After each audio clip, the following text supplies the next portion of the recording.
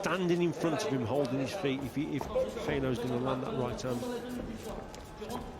Bob Williams, commander French, I suspect is about as good as mine, and he indicates by sign language as to what he's doing incorrectly, dragging his man down with the arm and then allowing him, having done that, to throw punches underneath, which of course is illegal.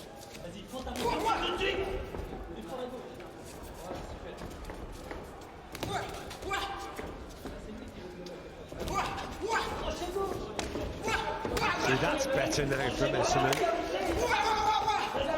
You must have heard us, John, going through the gears there. That's good.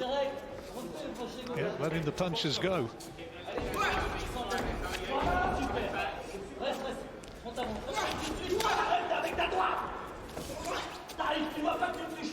But in allowing himself to get inside and work inside, attractive though it is, and a lot more exciting, does that maybe just give Peynaud a bit more of an opportunity? Yes, it does. Well, that's why I said, John, he's got to be in and out with the feet, so he doesn't hold the feet too long. Short bursts of work, then out with the feet, then back in, and up the tempo like that, go through the gears. This is better from Esserman. He's really stepping on the gas now. This is much better. Sustained attack, showing his fitness, trying to work away to the body of the Frenchman, who still is not moved, though.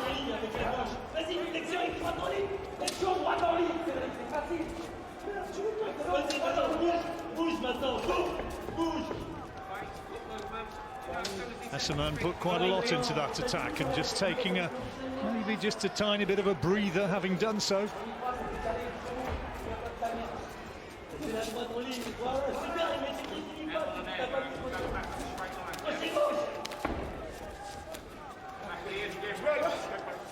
Blood around the right eye of Esserman, but I think it's come from the nose. I think it's just smeared up around his eye. I don't think there's a cut there.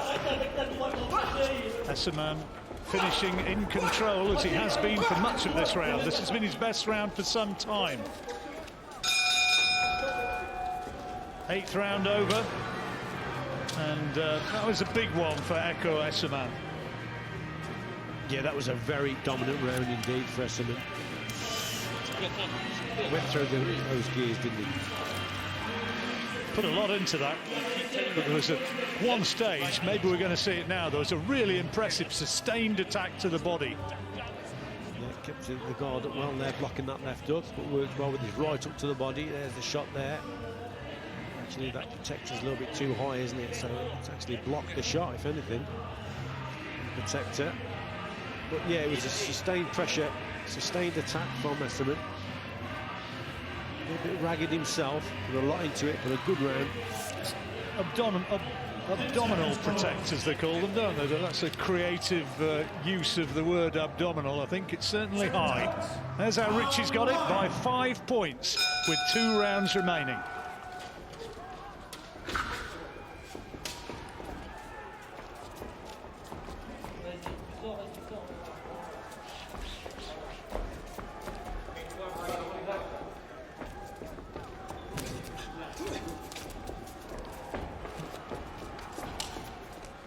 Esserman certainly winning that last round with more than mere boxing and moving. It was more of a macho approach, really taking his man to task with sustained body shots.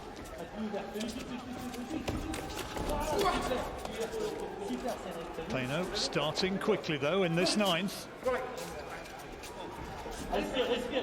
Still cherishing hope that he's going to find the one big shot. He surely needs to put Esserman down at very least if he's going to have a chance of winning this, and in all probability he's going to have to stop him if he's going to turn this around. Yeah, he's got a couple of danger punches, hasn't he? The right hand over the top occasionally. But that left hook on the inside as well has been his most dangerous shot. But Esserman, he's boxing well again here. And when Esserman when he's on target with his jab, then it makes it even more difficult for Peynaud to land the right hand over the top.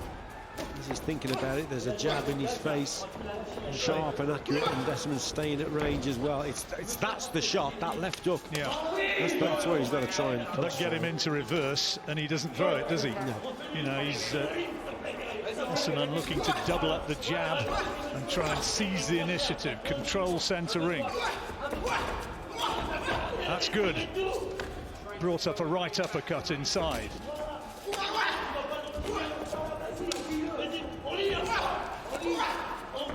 Peno showing real guts, though. Use of the forearm there from Esserman, just on the blind side. The referee gets away with it.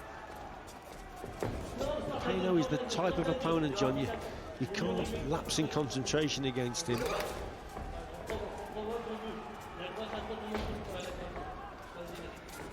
So quietly spoken and polite, and doesn't look like a fighter really when you see him outside the ring, but he can see when he gets in there, he is a tough old boy. 34 years old now, older man by 3 years.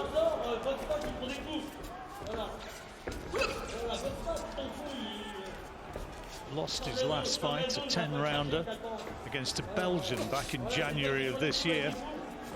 And if this goes the distance, if he can't find some big shot now, surely Esserman is going to register another defeat on that Peno record. Not been a lot clean landed in that round.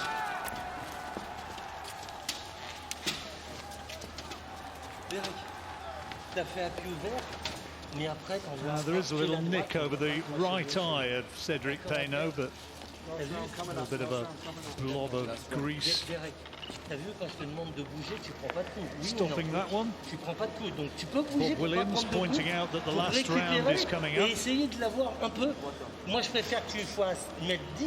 the word final in there somewhere. C'est ce que tu fais depuis le début. Tu rentres dans la zone, tu sors de la zone. At least 3 words I've got. Tu rentres dans la zone, tu sors de la zone. D'accord. A couple of beers in France. Really? D'accord. Mais c'est la droite en ligne des règles. On voit la droite. Say no more, John, say no more. D'accord. Et après 1-2, 1-2. Pourquoi je te fais récupérer pour que tu puisses envoyer 4 coups? D'accord. Well, he's given a big effort to Cedric Peno, but surely Ekow Esserman, after 9 completed rounds, is poised for victory. How did he score that 9th? I thought Esserman won it, John, to be quite honest. A scrappy one, wasn't it? Yeah. There weren't too many clear, big scoring shots. Moving now into the last round. Richie's got it a clear advantage, as you see there, for Ekow Esserman.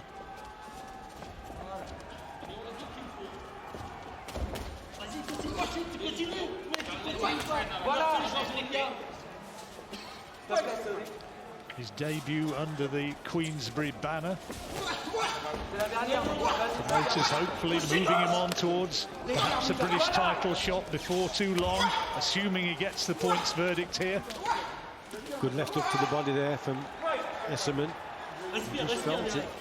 Peno just moved back a little bit. You can just tell, feeling the effects of it.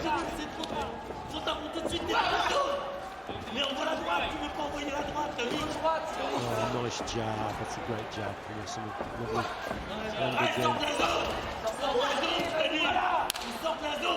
That's one area in which he is very clearly the superior man in sheer brute strength. Peno right up there with him, and no questioning how game this Frenchman is. Oh, he's tough guy, this kid is, definitely. Tough opponent.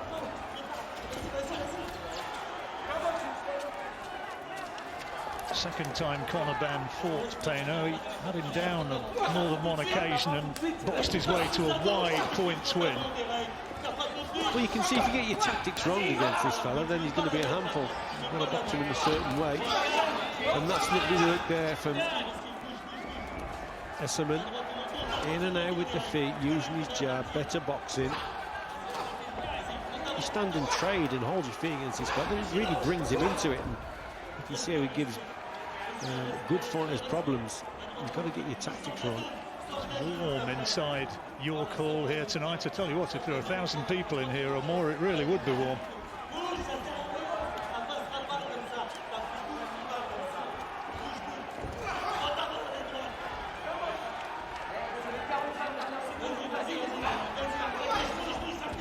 Still looking for big, sustained body attack. Esserman, even at this stage, trying to get those gloves down from Peno to give the opportunity. Peno's so tough, and he's not going to be surrendering that never been stopped little line at this stage, and still looking for one big hook as we move towards the final 10 seconds of the fight.